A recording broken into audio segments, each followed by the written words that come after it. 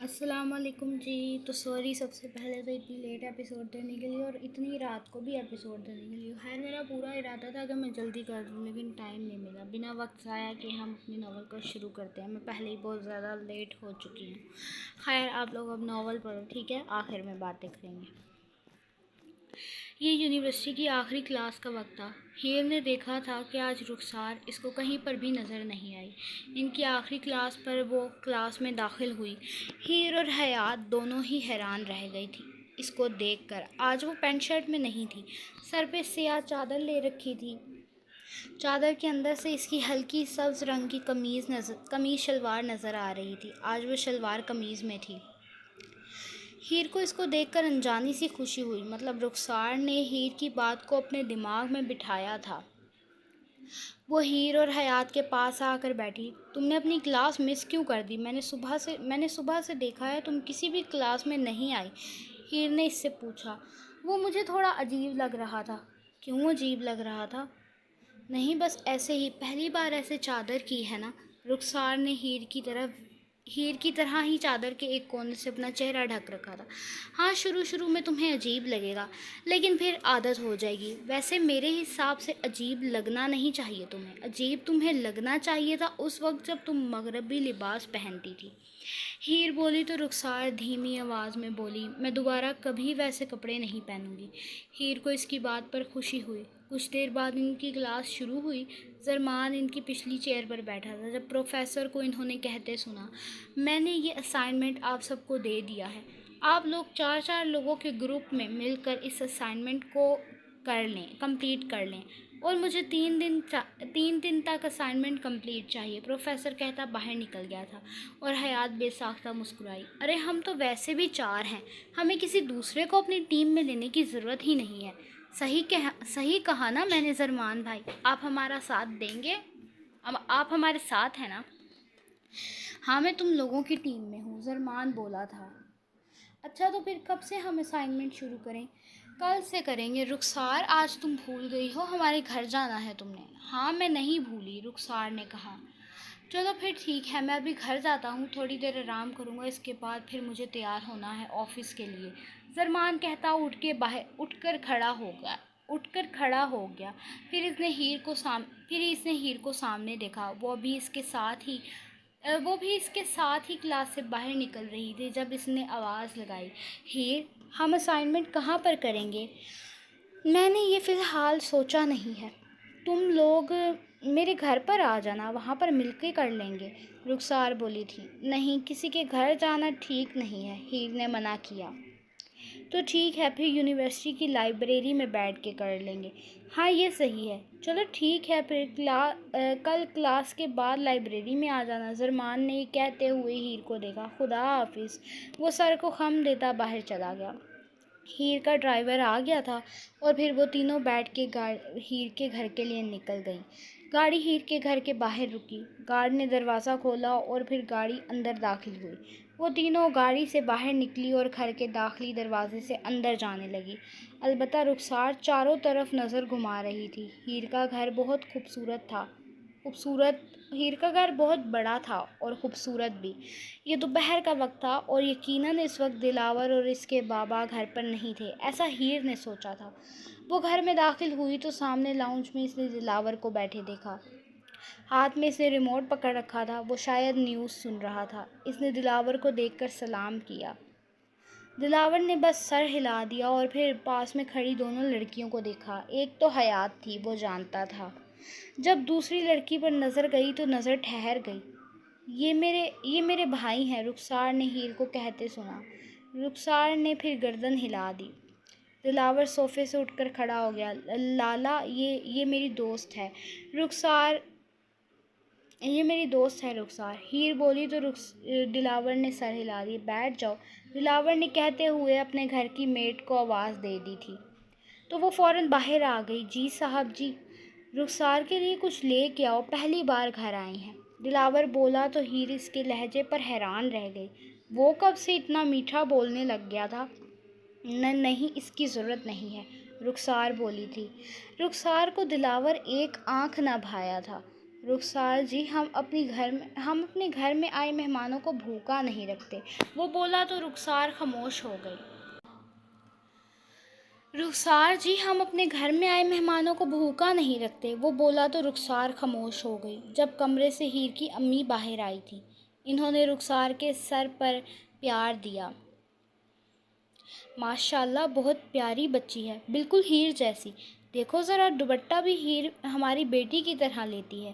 ہیر کی امی بولی تو دلاور نے اپنی ماں کو دیکھا۔ بس کرو اماں، سب ہیر جیسی نہیں ہوتی۔ دلاور کے لہجے میں ایسا کڑوا پن تھا کہ ماں خاموش ہو گئی اور ہیر کی آنکھیں بھرنے لگی۔ وہ اس کی بات کا مطلب سمجھ گئی تھی جو وہ سمجھانا چاہتا تھا، کہ ہر کوئی ہیر جیسی بے شرم نہیں ہوتی۔ وہ دلاور کی نظر میں بے شرم ہی تو تھی۔ رخسار کو اس کے پاس بیٹھنا اچھا نہیں لگا تو ایک دم بولی، ہیر تم مجھے اپنا گھر نہیں دکھاؤ گی کیا؟ ہاں آ جاؤ دکھاتی ہوں، ہیر بولتی اس کو ساتھ لے گئی۔ پہلے ہیر نے اپنا کمرہ دکھایا، پھر اپنی ماں کا، پھر اپنے بھائیوں کا۔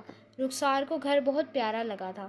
پورا گھر دکھانے کے بعد وہ اس کو لے کر باہر گھر کے گارڈن کی طرف آ گئی۔ گارڈن میں چیئر وغیرہ اور ٹیبل لگی تھی۔ پاس میں ایک سنہرا جھولا لگا تھا اور وہ جھولا کوئی جھول رہا تھا۔ رخسار کی نظر پڑی تو جھولے پر بیٹھا لڑکا دور تھا۔ چہرہ صحیح نظر نہیں آ رہا تھا اور ویسے بھی اب شام ہو رہی تھی۔ یہ کون ہے؟ اس نے ہیر سے پوچھا۔ یہ ریحان ہے، اس گھر کا چھوٹا لڑکا، لیکن میرے سے بڑا بھائی۔ اچھا، رخسار بولی۔ ریحان کی نظر فون پر تھی، وہ شاید کچھ لکھنے میں مصروف تھا۔ ان کے آنے پر نظر اٹھا کر دیکھا تو ہیر اور حیات کے ساتھ کوئی اور لڑکی بھی تھی۔ ریحان اٹھا اور چلتا ہوا ان تک آیا۔ السلام علیکم۔ وعلیکم السلام ہیر، کیسا گیا آج کا دن؟ ریحان نہایت دھیمے لہجے میں بات کرتا تھا، جبکہ دلاور کے لہجے میں انا کا تاثر صاف نظر آتا تھا۔ میں ٹھیک، تم کیسے ہو؟ بابا کے ساتھ نہیں گئے آج؟ نہیں، میرا دل نہیں تھا جانے کو۔ اچھا صحیح۔ یہ کون ہے؟ ریحان نے پشتو میں رخسار کی طرف اشارہ کر کے پوچھا۔ یہ میری دوست ہے۔ رخسار کو سمجھ نہیں آئی تو جھنجھلا کر بولی، یہ آپ دونوں کیا باتیں کر رہے ہیں میری طرف اشارہ کر کے؟ ریحان اس کی جھنجھلاہٹ پر مسکرایا۔ نہیں، کچھ نہیں، بس پوچھا تھا کہ آپ کون ہیں۔ ریحان کا لہجہ اور انداز رخسار کو اچھا لگا تھا۔ دونوں بھائی کتنے الگ تھے، اور آپ یہ کیوں پوچھ رہے تھے؟ رخسار نے گھور کر کہا۔ تو اس بار ریحان ہنس پڑا۔ اب ہمارے گھر میں آئے مہمانوں کا پتہ تو ہونا چاہیے نا، اور ایسے گھور کے نہ دیکھیں، کہیں دل نہ آ جائے، کہیں دل کو کچھ ہو نہ جائے میرے۔ میں نے سنا ہے پنجابی دل قابو کرنے کی طاقت رکھتے ہیں۔ ویسے صحیح سنا ہے۔ رخسار اس بار مسکرائی تھی۔ اس کی مسکراہٹ دیکھ کر ریحان ایک بار پھر پشتو میں بولا، تم بہت خوبصورت ہو۔ کیا مطلب؟ رخسار کو سمجھ نہیں آئی۔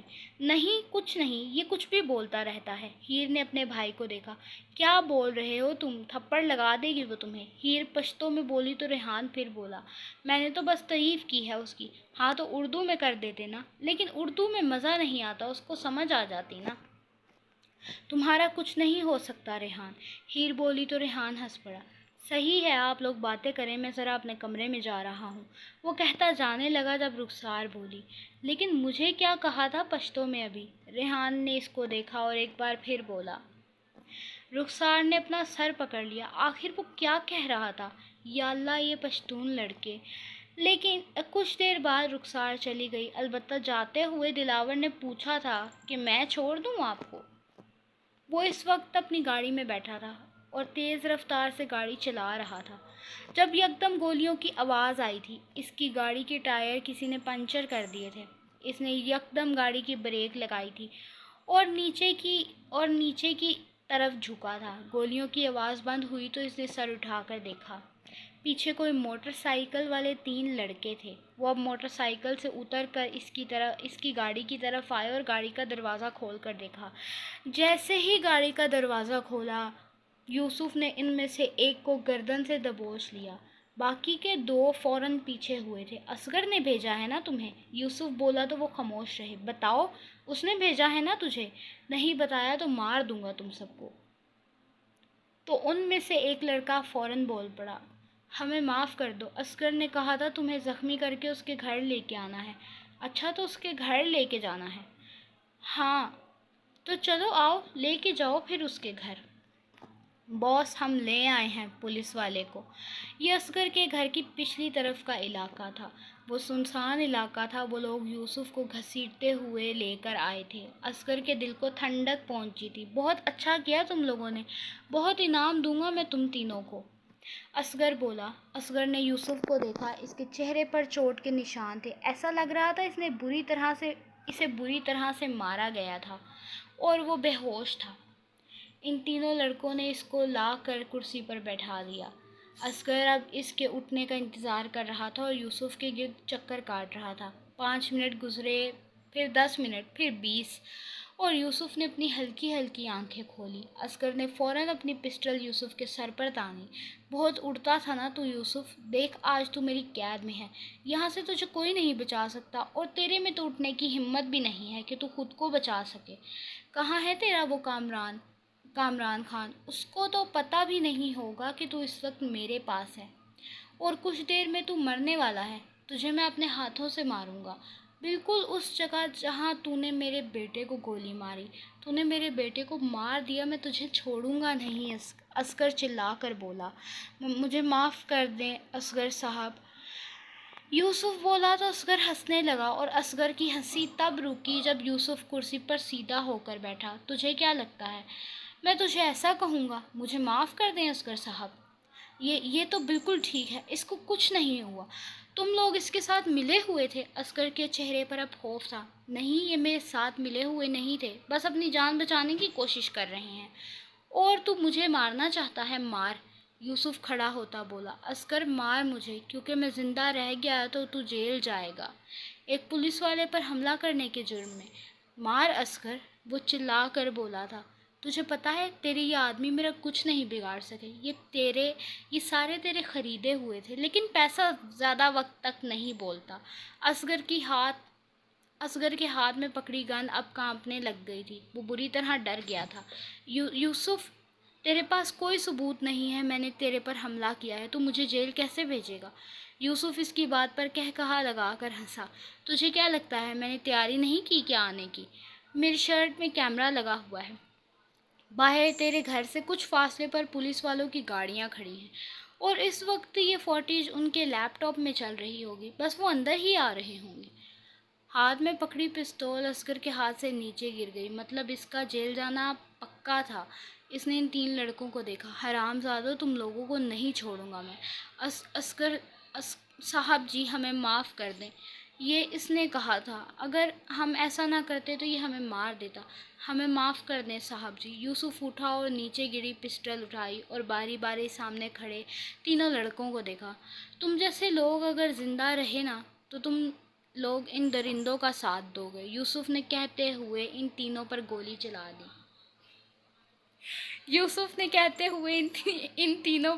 چلا دی۔ وہ یکدم زمین پر جا کر گرے تھے اور اصغر کانپ کے رہ گیا جب ہال کا دروازہ کھلا اور کچھ پولیس آفیسر اندر داخل ہوئے۔ انہوں نے اصغر کو پکڑا۔ آپ نے ایک پولیس آفیسر پر حملہ کیا ہے اصغر صاحب، آپ کو جیل جانا ہوگا۔ میں نے حملہ نہیں کیا تھا، کوشش تو کی تھی نا۔ آپ کی کوشش ارادہ قتل تھی۔ اصغر چیختا چلاتا رہ گیا اور وہ پولیس والے اس کو گھسیٹتے ہوئے باہر کی طرف لے گئے۔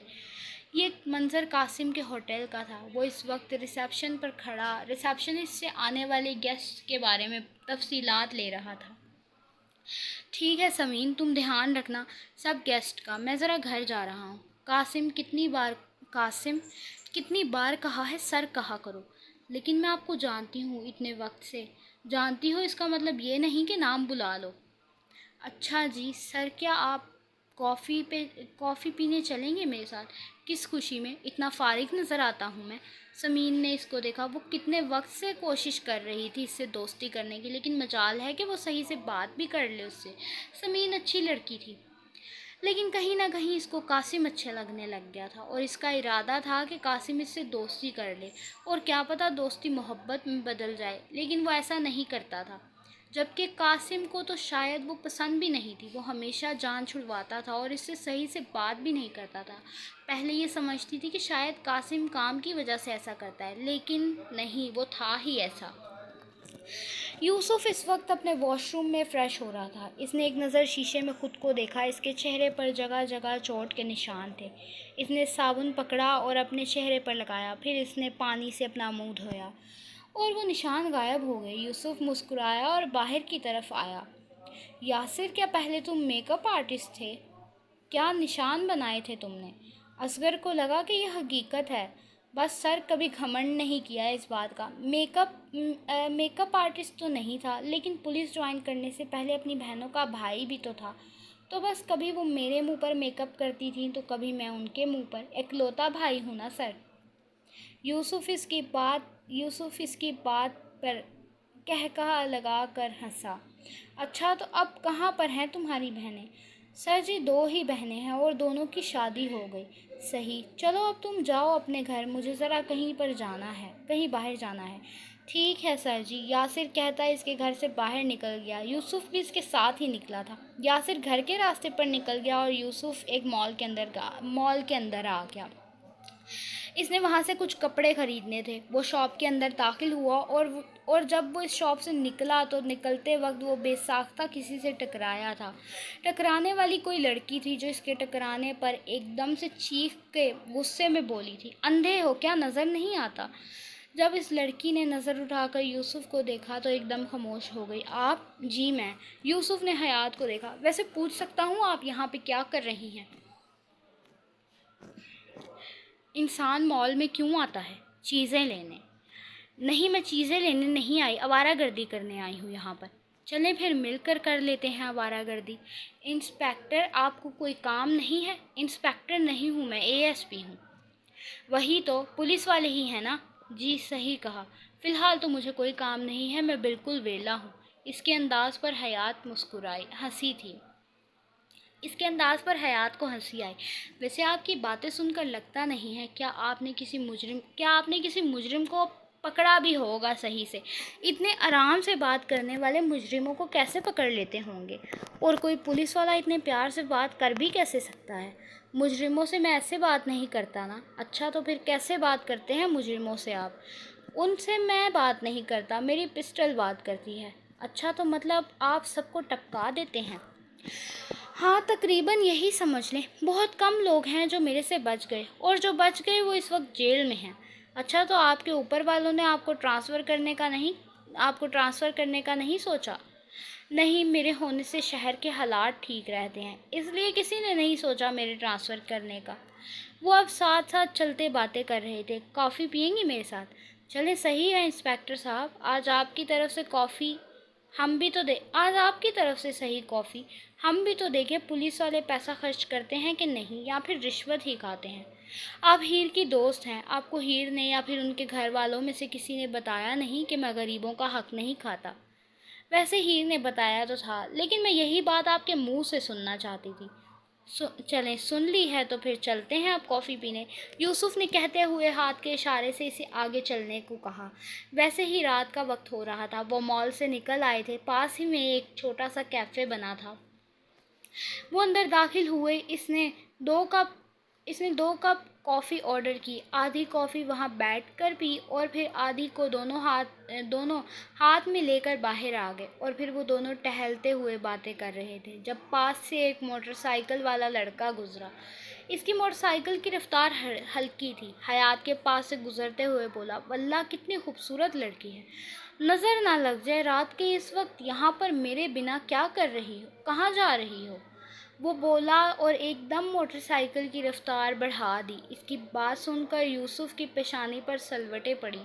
رکے ذرا، بتاتا ہوں اس بغیرت کو، یوسف کہتا ہوا بائک والے کی طرف لپکا، جس نے تھوڑا دور جا کر اپنی بائک کی رفتار ہلکی کر دی تھی۔